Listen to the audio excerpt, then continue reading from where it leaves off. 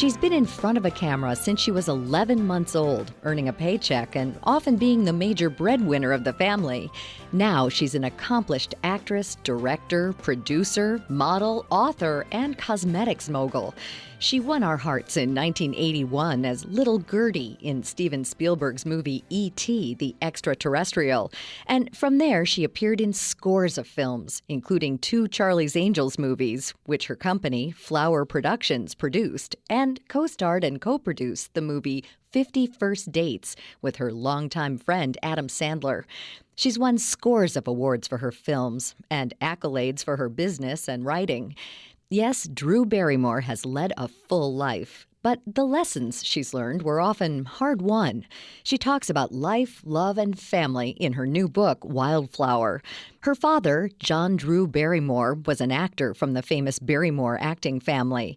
Her time with him as a child was short. He and Drew's mother, Ildiko, were divorced when she was 9, and she was estranged from him until shortly before his death in 2004.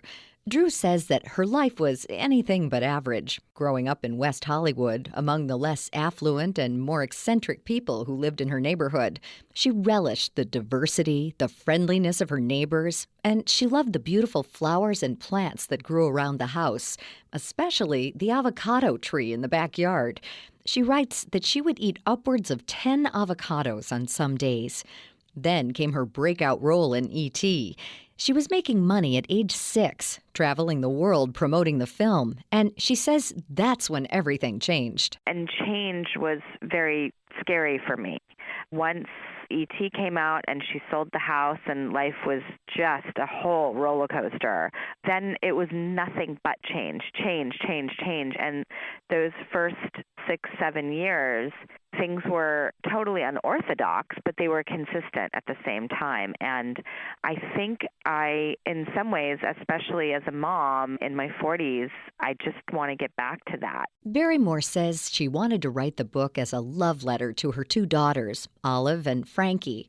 She says she had in her youth and early 20s her wild days, parties, drugs, and lots of cutting up that were documented in great detail in the entertainment press. Barrymore says that in writing about her life, she wanted to tell her daughters about herself in the wild times and show them how she evolved into the caring person she is today. I'm like the pillars of appropriateness. How did I get there? This is how. But I also wanted to explain myself to my kids at the same time. So it was just an amazing journey writing this book. I was inspired. I had fun. I cried as I wrote certain things. I was surprised. I had stories in the sort of fun column, and they would jump right over to the emotional column. And I was like, wow, I didn't realize that was so deep and meaningful to me. And then I just giggled a lot, too. It's, I'm an optimistic person. It's an optimistic book. And I attribute a moment in it, when I saw on my best friend's refrigerator this magnet that said happiness is a choice. And I always just thought she was the grooviest person for touting that kind of mantra. And in my late teens and early 20s, I was like, yeah, man, it's all about happiness. As she grew up, though, she says she learned that happiness was not the most important thing. As a woman in my 40s, I'm like, no, it's the word choice. That's the powerful thing in that statement. And to choose to have a sunny disposition and the fight for happiness is the key. The happiness is the payoff, but the earning it and being protective of it and working hard towards that happiness is where that awesomeness it really lies. Barrymore was emancipated from her mother at the age of 14 and went to live on her own. It was a rocky road she traveled professionally and personally. She found an apartment in a scary part of West Hollywood and got a job at a coffee house.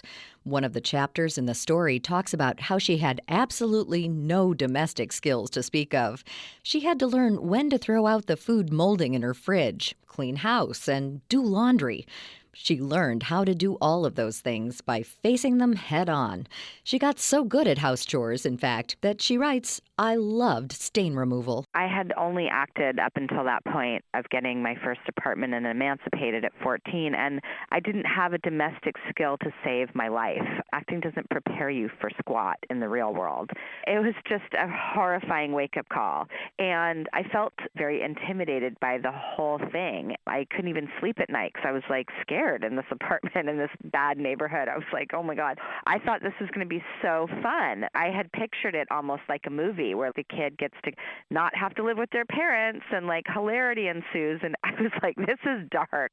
How am I going to deal with this? And then I was like, I'm just going to put one foot in front of the other and I'm going to get good at this because I suck at it right now and this is unacceptable.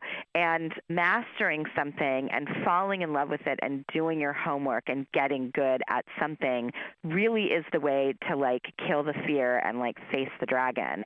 The whole thing turned technicolor and became really fun. And I thought, well, this applies to everything in life. Just work at it, learn it, love it, do it, and learn how to conquer anything via mastering it. That wasn't the first time she learned to master something new. When she was about 4 years old, she went to the Strasberg Institute in Los Angeles, where her mother, an aspiring actress, was taking acting lessons.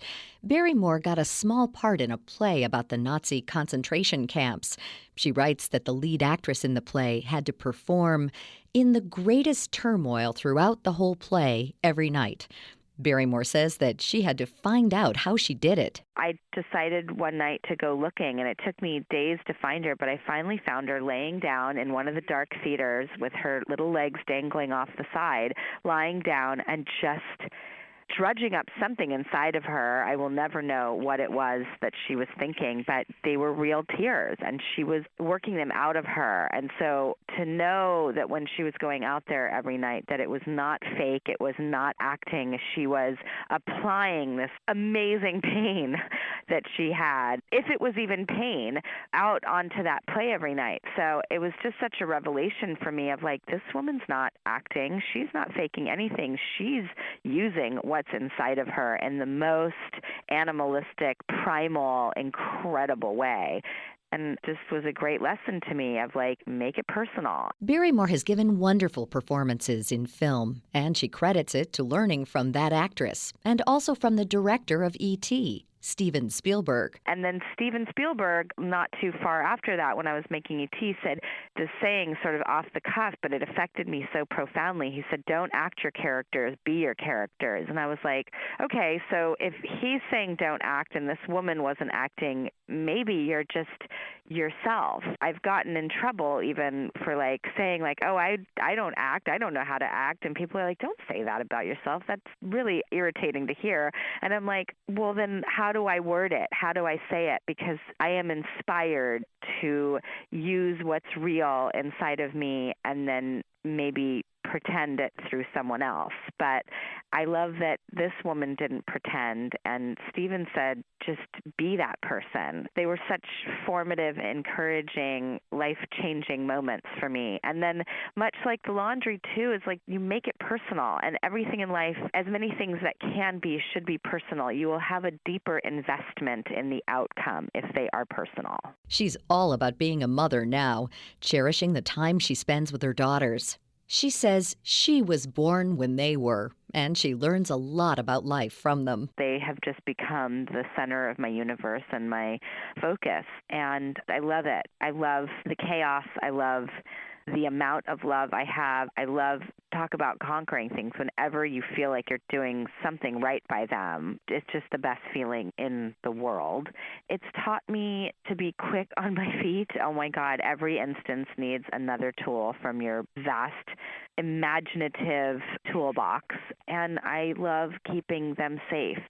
It's a 24-hour job. Even when you're sleeping, I'm convinced I'm hearing them stir in the night, and I wake up and I'm like, is everything okay? It's endless. Not only does Barrymore love her daughters, her real family, she says that she considers many of her longtime friends to be family too. Because I didn't have a traditional family, so I really believe in the power of it doesn't have to be blood. It's who you choose. Again, that word choice, it's so powerful. And when they choose me, I choose them. I really have a deep respect for that.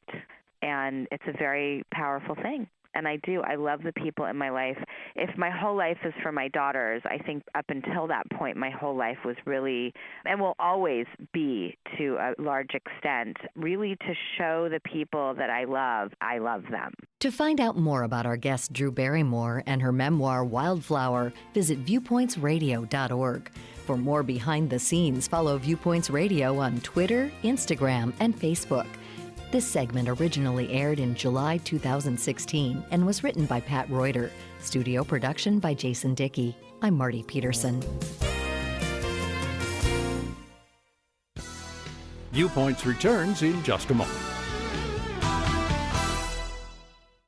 Most primary care doctors expect to see more people with dementia over the next 5 years.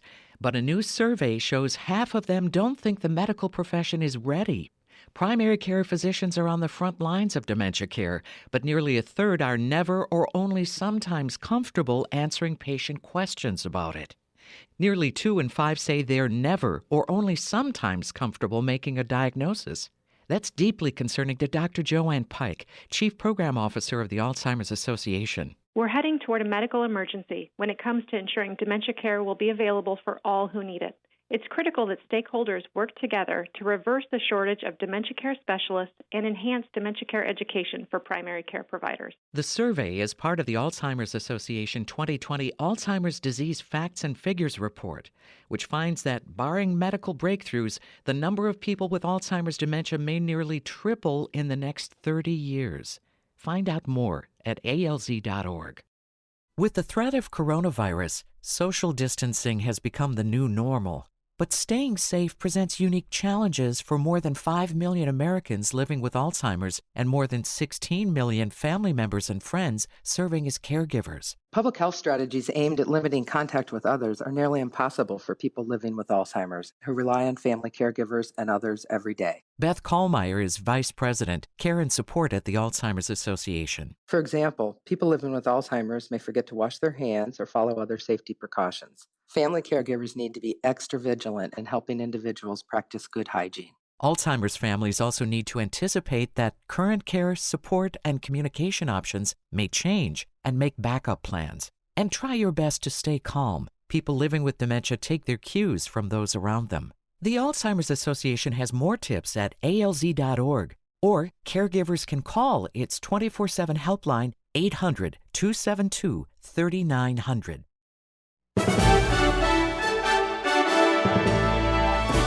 And that's Viewpoints for this week. Viewpoints is a production of MediaTrax Communications. Follow us on Twitter, Facebook, and Instagram to learn more about upcoming shows. And find a library of past programs on Apple Podcasts, Google Play, and Spotify. Plus, you'll always find previous segments and more information about our guests at viewpointsradio.org. Join us again next week for another edition of Viewpoints. Coming up next week. The amount of meals that need to get produced have increased dramatically, and we're seeing that they continue to increase. The challenges of providing free school meals to millions during this global pandemic. Then, the best human solvers are still better than the best artificial intelligence solvers, too. Adventures with crosswords and the puzzling people who can't live without them. I'm Marty Peterson. and I'm Gary Price. These stories in depth on your public affairs magazine, Viewpoints.